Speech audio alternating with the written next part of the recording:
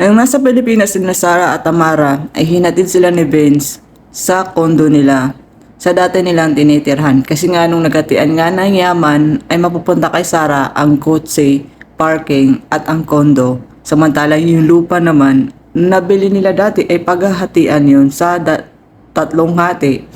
Dalawa kay Tanch kasi nga dalawa yung anak niya at si Sarah naman ay isa lang.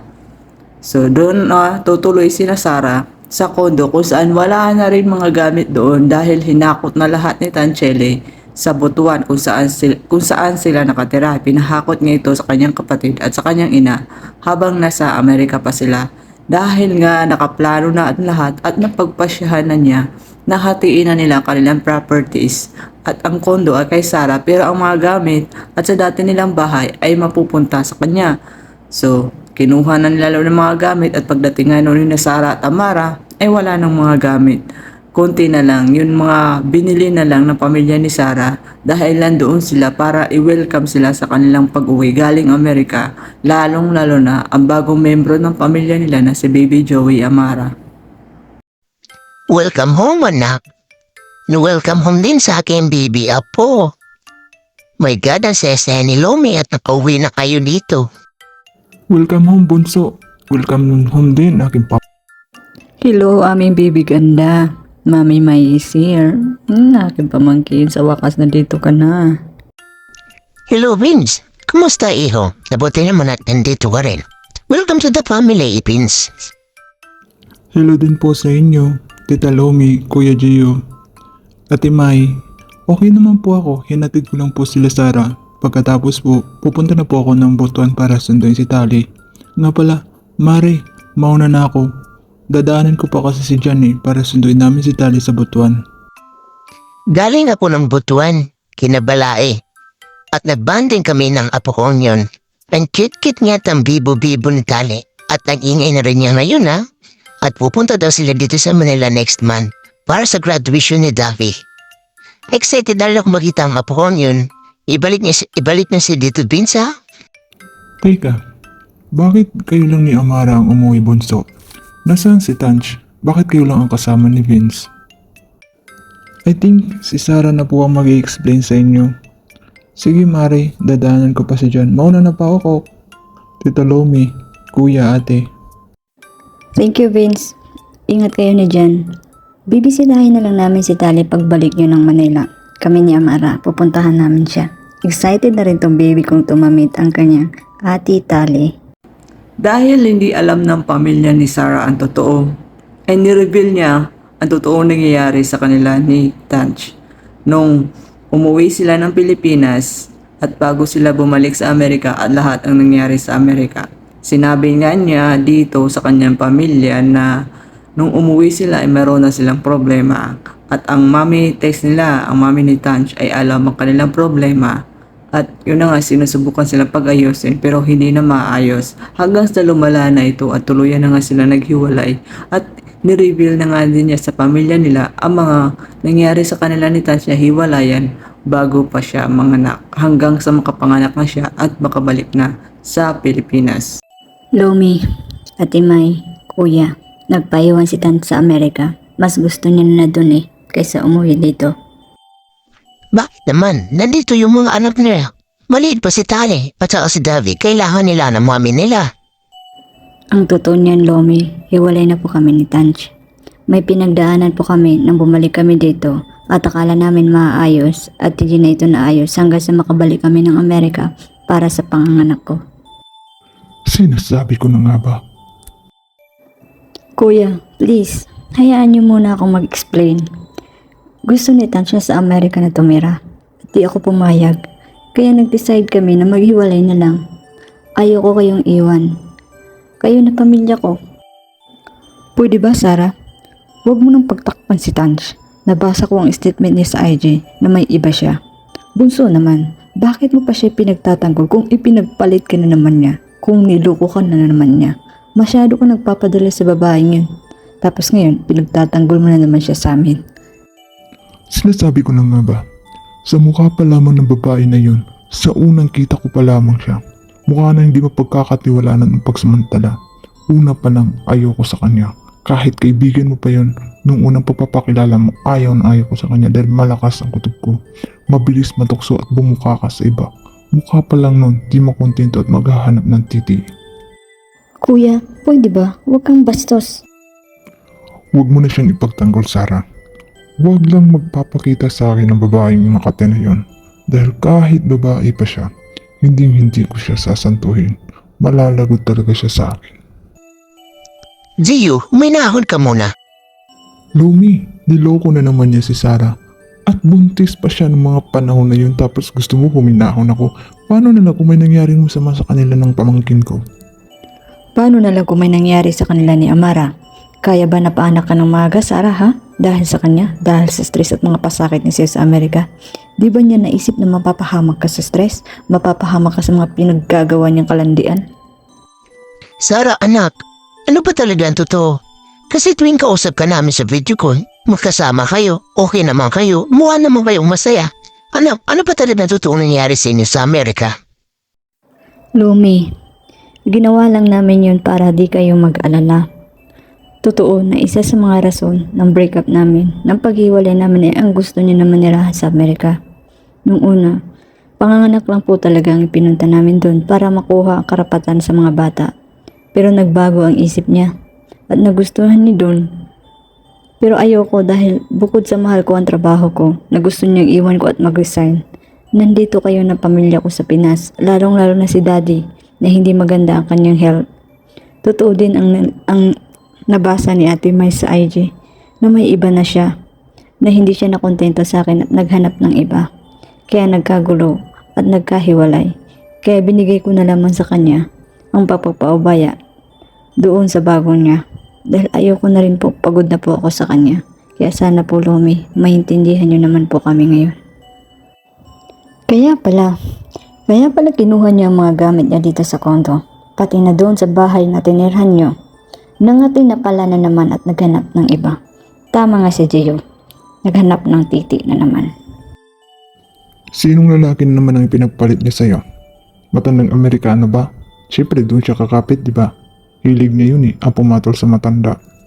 Hindi Amerikanong matanda yung pinagpalit niya sa akin.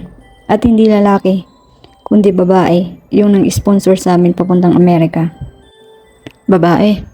Kukuha pa ng iba, ganun pa rin pala. Sa babae pa rin palang bagsak niya. Na ano, tibo ba? Mabuti na lang, wala nangyaring masama sa inyo ni Amara, anak. Hindi kayo pinabayaan ng Diyos. Disappointed ako sa ginawa ni Tanch. Pinagkatiwalaan ko pa naman siya tapos ganun lang ang gagawin sa'yo. Maraming salamat sa Panginoon at walang masama nangyari sa inyo ng apo ko. Thank you, Lord. Hindi niya kami pinabayaan talaga lang, May. Kuya, ate, kalimutan na natin ang nangyari at ang tungkol sa amin ni Tanch. Gusto kong magsimula ulit kasama si Amara at kayo na totoo kong pamilya. Naghati na kami ni Tanch sa properties namin. Akin ang kundo at yung lupa. Kunin ko ang parte ko doon, pati na rin ang joint account namin para kay Amara. Dapat lang na may makuha ka sa mga naipuntra ninyo. Masyadong oportunista ang babaeng yan at sigurista. Manggagamit. Kinuha pa lahat ng gamit niya at walang itinira sa iyo, ha? Huwag lang talagang magkakamaling babaeng yun na umapak dito ng Pinas. Malalagot talaga siya sa akin. Si Balae, alam ba niya? Ang ginawa na naman ng anak niya. Hindi ko alam, pero alam niya na may problema talaga kami ni Tanch. Nung bumalik kami dito, sabi niya ayusin kung pwede, pero ayoko na. Uulit at uulit lang siya. Lolokohin at lolokohin lang niya ako kapag nagkakaroon siya ng pagkakataon. Ang mahalaga sa akin ngayon, si Amara. Sa kanya na ako magpo-focus. Andyan din naman si Vince para tulungan ako sa pagpapalaki kay Amara. Nag-usap-usap na kami tatlo tungkol sa mga bata. Sa akin pa rin ang apelido nila at sa amin pa rin ni Tanch ang karapatan. At si Vince, pwede lang niyang bisitahin at mahiram ang mga bata. Pero hindi niya ito makukuha sa amin dahil kami pa rin ang legal parents ng mga bata. Mabuti naman at sana lang di maging sakit ng ulo yan si Vince. Lalo na, may anak din yun sa manlolokong babaeng yun. Gigil talaga ako sa babaeng yun. Napakaswerte niya at wala siya dito sa Pilipinas at nagtago na sa Amerika. Dahil hindi ko alam kung ano magagawa ko sa kanya. after ma-reveal ni Sarah nga ang pangyayari, ay tumawag na si Lomi dahil galit na galit siya. Tinawagan niya si Mami Tess. Yun nga yung nag-post nga si Mami Tess na tumawag daw si Lomi na galit, nagrarant na. At kuya naman niya ay galit na galit din at hinahanap si Tanch at wag daw magpakita sa kanya dahil papatay niya daw ito. Yon ang sabi ni Mami Tess, ha? Sabi ni Mami Tess yon. At ito naman si Mami Tess ay nagchat nga kay Tanch at sinabi patawarin na lang sila. O diba? Kung sino pa yung may kasalanan, sila pa yung may ganang magsabi ng patawarin sila. And for me guys, naiintindihan ko yung mga reaksyon ni Lomi at saka ng Kuya Gio niya. Kasi nga for your side or sa inyo man mangyari yon, is ganun din ang mangyayari, di ba? Magagalit din kayo. At bilang isang kuya, is paprotektahan mo ang kapatid mo at magagalit ka rin dahil nga sa pang-aaping ginawa sa kanya. So may intindihan natin ang side ng pamilya ni Sarah. At lalo-lalo na si Lomi kasi nga nanay siya at nasaktan yung anak niya. And worst is hindi niya alam na sa nangyari nga sa anak niya habang wala sila sa tabi nito sa panganganak nga ay gano'n na nga munti ka nang mawalan siya ng anak at apo. So naintindihan natin yung side ni Lomi kung bakit nagagalit siya kay Mami Tess at kay Tanch na after all pala na sa di nila pagkagusto ay tama pala ang mga hinala nila tungkol kay Tanchelle. So abangan nyo na yung part 12, yun na lang yung part 11 natin. So abangan yung part 12. Thank you so much sa lahat po ng nanonood dito nga sa Rainbow Family ng Team Tara. So I'm sorry if binabalik ko kasi nga ginagawa natin yung steps by steps ng pag-move on ni Sarah at yung mga nangyari talaga sa likod ng camera o sa likod ng vlog nila. So thank you so much sa mga nakakaunawa at sa mga nagagalit kung bakit ko ibinabalik. I-ignore nyo na lang por wag na lang kayong manood dahil ayoko pong itolerate na naman yung mga maanghang yung salita dahil patolera po ako. Katulad po ako ni Tanch, patola sa mga basher. At hindi po ako nagpapatalo kapag binabash ako.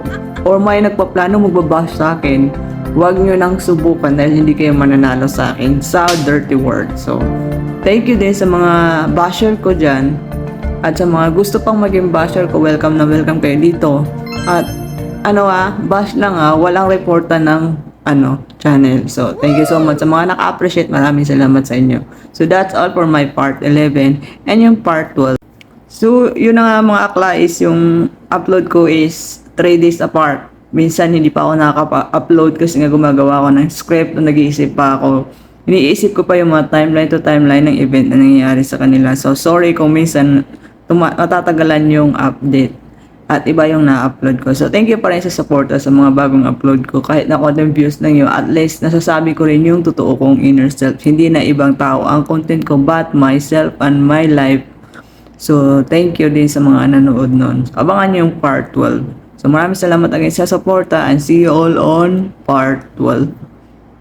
Before ako mag-set, i-shoutout ko muna ang mga new subscriber ko. So, shout out kay Mary Chris Reyes, yung new subscriber ko na nakita ko kanina sa notification ko. And then, shout out to Saudina Vlog, Miss J. Kiki, Judapan Vlogs, and Cebu Vlogs. And of course, viewer ko na constant si Violeta Amel. Shout out sa inyo. So, thank you so much for subscribing my channel. For more vlogs pa tayo and sa story ko na Team Tara Rainbow Story. Abangan nyo yun kasi real story talaga yun ng buhay ng Team Tara. Kung ano sila noon at kung ano na sila ngayon at kung ano pa sila sa magiging future nila. So, real na yun. So, thank you so much for subscribing on my channel. So, tell my next shoutout. Salamat talaga sa inyo. Sana magtagal pa ang pagsasama natin. Thank you. Sayonara.